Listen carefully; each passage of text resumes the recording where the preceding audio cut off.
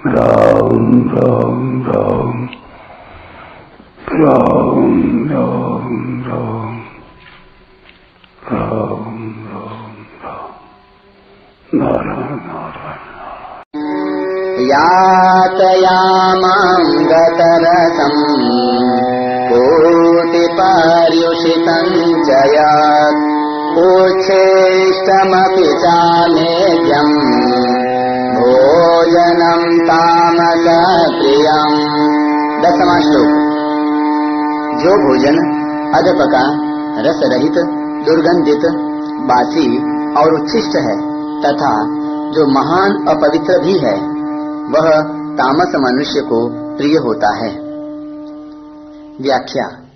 यातयामम, पकने के लिए जिनको पूरा समय प्राप्त नहीं हुआ है, ऐसे अधपके या उचित समय से ज्यादा पके हुए, अथवा जिनका समय बीत गया है, ऐसे बिना ऋतु के पैदा किए हुए एवं ऋतु चली जाने पर फ्रिज आदि की सहायता से रखे हुए साग, फल आदि भोजन के पदार्थ। गतरसम, धूप आदि से जिनका स्वाभाविक रस सूख गया है, अथवा मशीन आदि से जिनका सार खींच लिया गया है, ऐसे दूध, फल आदि। पूर्ति, सड़न से पैदा की गई मदिरा और स्वाभाविक दुर्गंध वाले प्याज, लहसुन आदि। मदिरा पान करने वाले को शास्त्रों में महापापी कहा गया है। छांदोग्योपनिषद में आया है, स्तेनो हिरण्यस्य सुराम पिबंश्च गुरोस्तल्पमावसन ब्रह्महा चैते पतंती चत्वारः पंचमश्चाचरंस्तैरिति।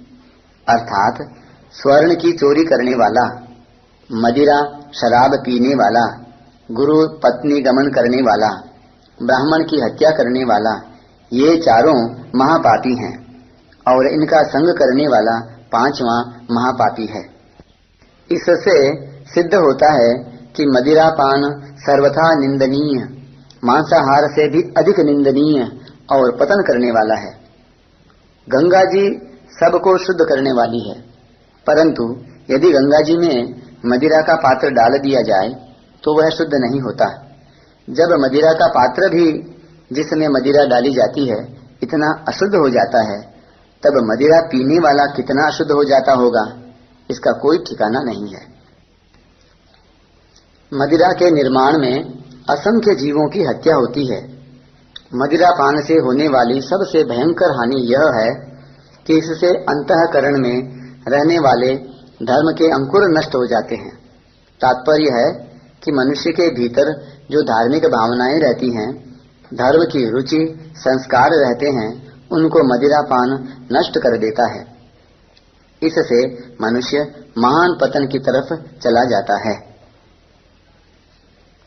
पर्युषितम, जल और नमक मिलाकर बनाए हुए साग, रोटी आदि पदार्थ रात बीतने पर बासी कहलाते हैं, परंतु केवल शुद्ध दूध, घी, चीनी आदि से बने हुए अथवा अग्नि पर पकाए हुए पेड़ा, जलेबी, लड्डू आदि जो पदार्थ हैं, उनमें जब तक विकृति नहीं आती तब तक वे बासी नहीं माने जाते। ज्यादा समय रहने पर उनमें विकृति, दुर्गंध आदि पैदा होने से वे भी बासी कहे जाएंगे। उच्छिष्टम, भुक्तावशेष अर्थात भोजन के बाद पात्र में बचा हुआ अथवा जूठा हाथ लगा हुआ और जिसको गाय, बिल्ली, कुत्ता, कौवा आदि पशु पक्षी देख ले, सूंघ ले या खा ले, वह सब जूठन माना जाता है। अमेध्यम, रजवीर्य से पैदा हुए मांस, मछली, अंडा आदि महान अपवित्र पदार्थ जो मुर्दा हैं और जिनको छूने मात्र से स्नान करना पड़ता है।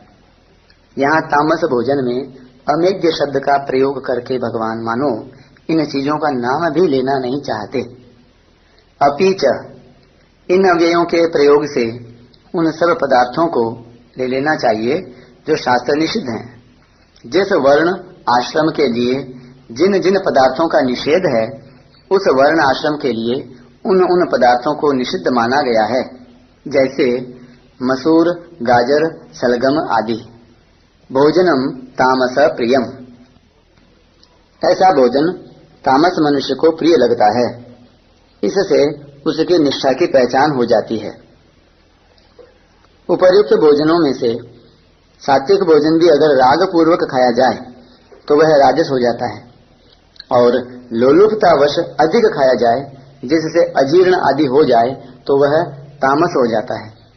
ऐसे ही भिक्षुक की विधि से प्राप्त भिक्षा आदि में रूखा, सूखा, तीखा और बासी भोजन प्राप्त हो जाए जो कि राजस तामस है, पर वह उसको भगवान के भोग लगाकर भगवान नाम लेते हुए स्वल्प मात्रा में खाए तो वह भोजन भी भाव और त्याग की दृष्टि से सात्विक हो जाता है। स्वल्प मात्रा में खाने का तात्पर्य यह है कि भोजन करने के बाद पेट याद न आए, क्योंकि पेट दो कारणों से याद आता है, अधिक खाने पर और बहुत कम खाने पर। प्रकरण संबंधी विशेष बात। 4 श्लोकों के इस प्रकरण में 3 तरह के सात्विक, राजस और तामस आहार का वर्णन दिखता है, परंतु वास्तव में यहाँ आहार का प्रसंग नहीं है, प्रत्युत आहारी की रुचि का प्रसंग है। इसलिए यहाँ आहारी की रुचि का ही वर्णन हुआ है। इसमें निम्नलिखित युक्तियां दी जा सकती हैं। 16वें अध्याय के 23वें श्लोक में आए यह शास्त्र विधि मुत्सृज्य वर्तते काम कारतः पदों को लेकर अर्जुन ने प्रश्न किया कि मन माने ढंग से श्रद्धा पूर्वक काम करने वालों की निष्ठा की पहचान कैसे हो।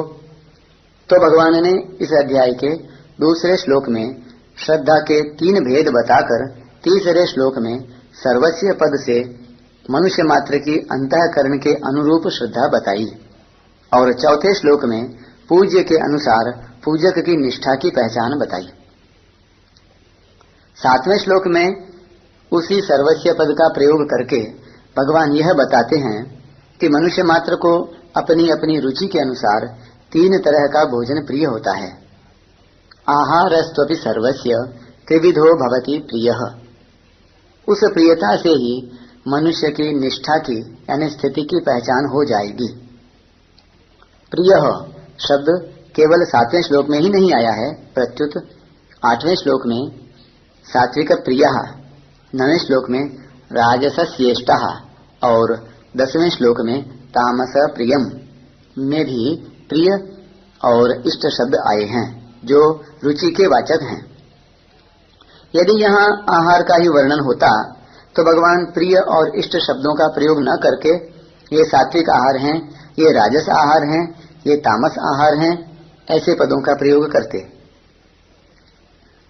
दूसरी प्रबल युक्ति यह है कि सात्विक आहार में पहले आयु, सत्व, बलारोग्य, सुख, प्रीति, विवर्धना पदों से भोजन का फल बताकर बाद में भोजन के पदार्थों का वर्णन किया।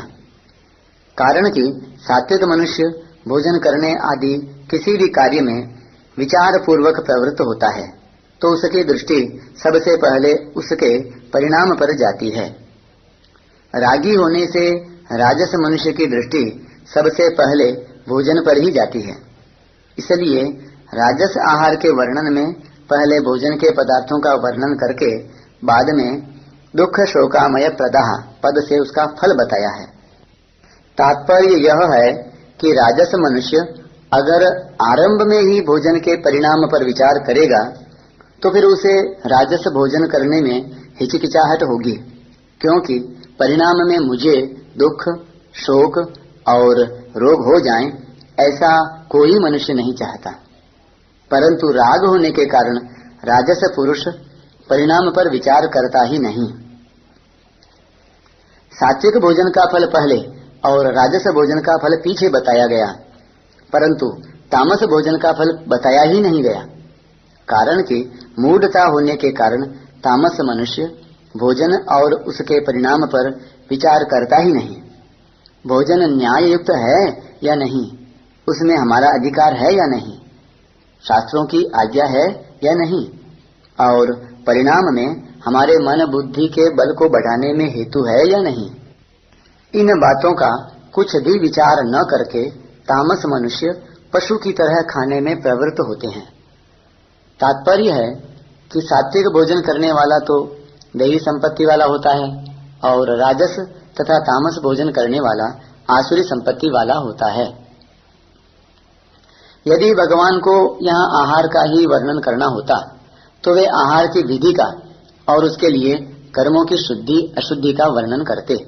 जैसे शुद्ध कमाई के पैसों से अनाज आदि पवित्र खाद्य पदार्थ खरीदे जाएं, रसोई में चौका देकर और स्वच्छ वस्त्र पहनकर पवित्रता पूर्वक भोजन बनाया जाए, भोजन को भगवान के अर्पण किया जाए और भगवान का चिंतन तथा उनके नाम का जप करते हुए प्रसाद बुद्धि से भोजन ग्रहण किया जाए, ऐसा भोजन सात्विक होता है। स्वार्थ और अभिमान की मुख्यता को लेकर सत्य असत्य का कोई विचार न करते हुए पैसे कमाए जाएं। स्वाद, शरीर की पुष्टि, भोग भोगने की सामर्थ्य बढ़ाने आदि का उद्देश्य रखकर भोजन के पदार्थ खरीदे जाएं। जिह्वा को स्वादिष्ट लगें और दिखने में भी सुंदर दिखें, इस दृष्टि से इस रीति से उनको बनाया जाए और आसक्ति पूर्वक खाया जाए, ऐसा भोजन राजस होता है। झूठ, कपट, चोरी, डकैती, धोखेबाजी आदि किसी तरह से पैसे कमाए जाएं। अशुद्धि शुद्धि का कुछ भी विचार न करके मांस, अंडे आदि पदार्थ खरीदे जाएं। विधि विधान का कोई ख्याल न करके भोजन बनाया जाए और बिना हाथ पैर धोए एवं चप्पल जूती पहनकर ही अशुद्ध वायुमंडल में उसे खाया जाए, ऐसा भोजन तामस होता है। परंतु भगवान ने यहाँ केवल सात्विक, राजस और तामस पुरुषों को प्रिय लगने वाले खाद्य पदार्थों का वर्णन किया है, जिससे उनकी रुचि की पहचान हो जाए।